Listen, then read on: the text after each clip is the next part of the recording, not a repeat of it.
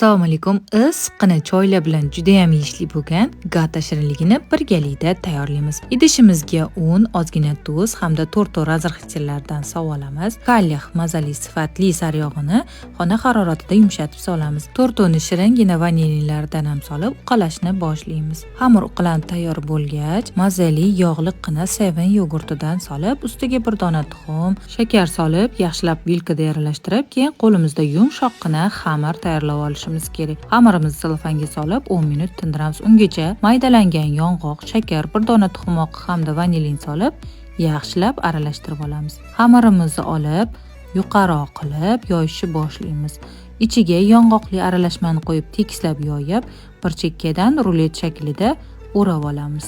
Taxminan enini 4 sm qilib kesib olib, ustiga tuxum sarig'ini surib chiqamiz va duxovkaga jo'natamiz. Juda ham mazali, yeganda og'izda erib ketadigan gata shirinligi tayyor. Tayyorlanishi juda ham oson bo'lgan gata shirinligini siz ham tayyorlab ko'ring. Albatta mazasi og'zingizda qoladi. Yoqimli ishtaha hammalarga. Keyingi videoda ko'rishguncha.